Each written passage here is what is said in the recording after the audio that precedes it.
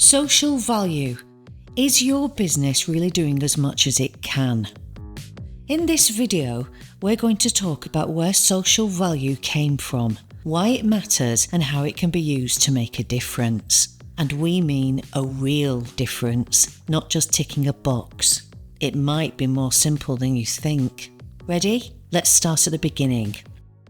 For as long as humans have been making money, as far back as the ancient Greeks, we've had philanthropists and forward thinkers who have designed their businesses around doing social good. This is the 19th century mill owner Titus Salt. He built a village for his employees to live in, with amenities like hospitals and schools. He gave them fresh running water and gas, and because his employees were well looked after and happy, they lived for longer. And their productivity was higher too. Cadbury's did a similar thing when they built their famous workers' village, Bournville. Here's someone else you've probably heard of, the American musician Dolly Parton. As well as writing some cracking tunes, she's built a business empire through her music. She's also the biggest employer in her hometown, funding the local hospital, raising big money for charities through benefit concerts, and giving her employees paid time off to volunteer. Dolly also set up the Imagination Library, a foundation that gives free books to preschool children around the world. Big consumer brands are getting in on the action these days too, with companies like Patagonia and The Body Shop blazing the trail for businesses that make a point of putting people and the environment first.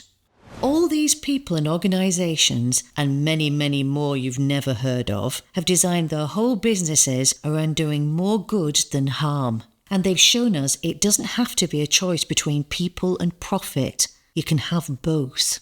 But these examples have always felt like the exception rather than the rule. Forward-thinking local authorities, housing associations and charities have been implementing social value for a long time. But it's not something a lot of privately owned businesses have ever needed to think about. Until, in 2013, the Social Value Act was introduced. This meant private companies looking to win work with public sector bodies needed to start thinking about how they were giving back to society, and it had a knock-on effect on businesses outside the public sector too. Since then, we've had a legislation update that means companies must talk about their social value in a way that procurement teams can understand and score.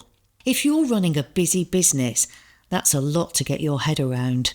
Clearly, a little bit of CSR isn't going to cut it anymore. Now, we do have the social value model and several frameworks which have been designed to guide companies through this process. But because there are so many different factors to consider, it can still feel like a really overwhelming task. The good news is that, in reality, social value is not as complicated as it seems. The easiest place to start is at the simplest possible point. What is your organisation doing to make people happier? Are you using the resources you already have in your business, your people, your skills, your knowledge, your data, your premises, to benefit the communities around you? Are you collaborating with partners to pool your skills and knowledge and do something that will help people who really need it?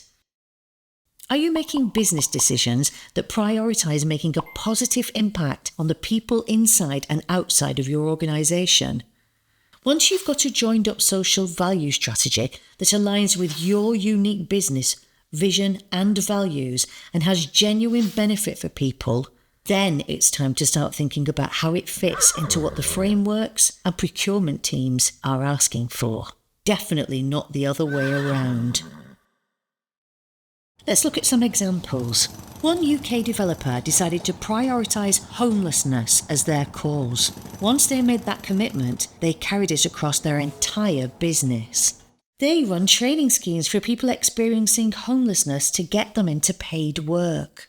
They support their employees to volunteer for homeless charities. When they need to book catering, meeting spaces, or an entire corporate event, they do it through organisations that support homeless people.